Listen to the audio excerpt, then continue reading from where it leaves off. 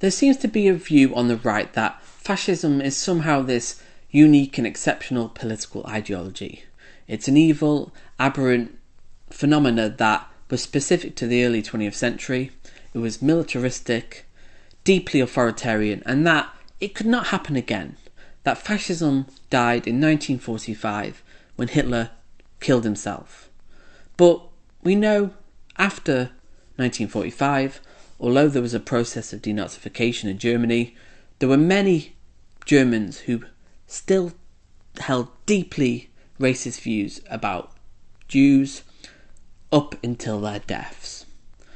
After years of propaganda and repeated messaging about the evils of Jews, it's very difficult to rationally argue someone out of deeply held racism. And obviously, at that time, anti-Semitism was rife throughout the world, and you can't just convince somebody out of racism. It's such an irrational, emotional bias, I believe. So, has fascism gone? Well, no, actually, we've seen a huge resurgence of the far right across the world in the last few decades, with figures like Donald Trump, Nigel Farage in the UK, you've got Golden Dawn in Greece, the AfD in Germany, Marine Le Pen in France, Viktor Orban in Hungary, and then you've got supremacist far-right people like Benjamin Netanyahu in Israel and Modi in India. The far-right has really gained a lot of prominence in the last few years since the election of Donald Trump. Brexit was fueled by a deeply anti-immigrant sentiment, and Farage has really pushed British politics to the far right.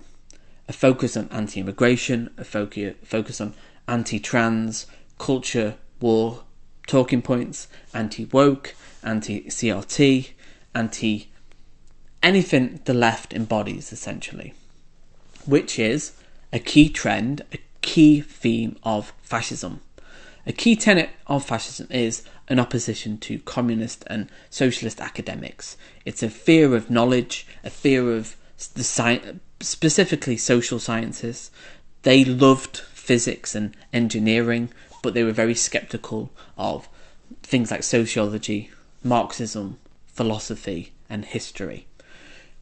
They didn't want these kind of degenerate sciences being taught, and we see that mirrored today with the anti-academic sentiment of the right in terms of critical race theory and the teaching of trans ideology.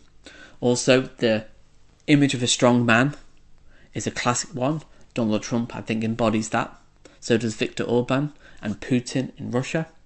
You've also got that rural and city divide. Often people who vote Reform or Republican in the US are more rural based.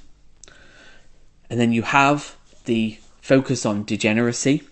A key component of fascism, specifically Nazism, was the fact that homosexuals, trans people were spreading degeneracy with their alternative lifestyle, and we see the same exact discourse in the anti-trans debate today. And it's an essentialism about men should be men, women should be women. The fascist view that men are steely men, they don't question, they don't think, they just kind of sacrifice their bodies for the country, for the industry, and women stay at home, they're barefoot, they're pregnant, and they continue on the white race. And we see so many of these talking points. Also, the classic scapegoating and demonization of a certain ethnic or racial group. Today, that's immigrants, specifically Muslims, a deep Islamophobia that has, in the last 20 years, really been a key component of far-right ideology, with figures like Tommy Robinson and Nigel Farage. And this isn't exceptional. We see it across the world. We see it through history. Because fascism is a deeply incoherent ideology. It's a set of emotional biases. And because we see how capitalism has made the divide between rich and poor massive, it's only increased. And even in the last 4 years, the wealthiest have doubled their wealth, and the poorer, the poorest in society are just getting poorer. They're working more efficiently, but they're seeing less in the pay packet. So this creates a deep resentment.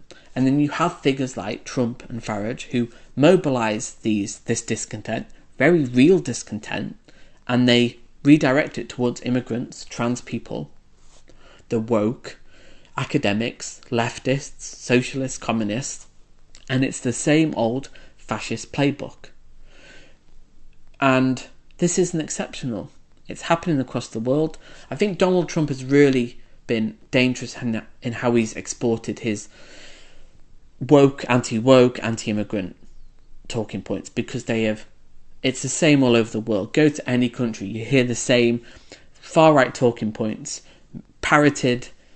Immigrants are coming over. I mean, recently, Donald Trump was repeating the misinformation about Haitians in Springfield, Ohio, eating cats and dogs.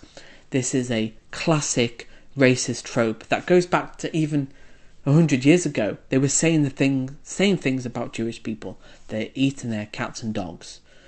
And this is a way to dehumanize and kind of demean people as like these they're basically animals who don't care about pets and civil life. They're just disgusting, criminal, degenerate, and this is happening. It's real, and the far right have to deny it, because for them, their view of fascism is the Holocaust. It's often racists have such a high bar for racism that until it gets to a genocide, to them it's not fascism. It's not. But we all know that fascism is a process. It doesn't happen overnight. It takes years of deep propaganda, repetition of talking points against trans people, against immigrants, against academics, against experts, against the woke, and we are seeing it now. And we have to call it out, because we live in very dangerous times where when you ban academic freedom for CRT, that's a great example, because all critical race theory is just an academic lens to look at the history and politics of racial groups, blackness, and related matters. And the fact that Reform UK want to ban an academic theory, an academic lens, basically means that they just want to eradicate and ban the teaching of black history. And this is a very dangerous place we're in, because once you start banning certain academic freedoms, the freedom to talk about ideas and have discussions about history,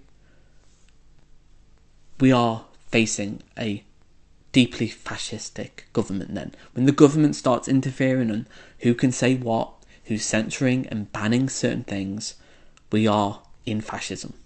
So comment below, why are people on the right so in denial about the logical conclusion of their far-right views, and how fascism is ever present in society today? And it's not a unique and exceptional thing. It's an almost everyday thing. Hannah Arendt spoke about the banality of evil. It's not an evil man twiddling his moustache. It's really not. It's anti-immigrant sentiment. It's calling trans people degenerate.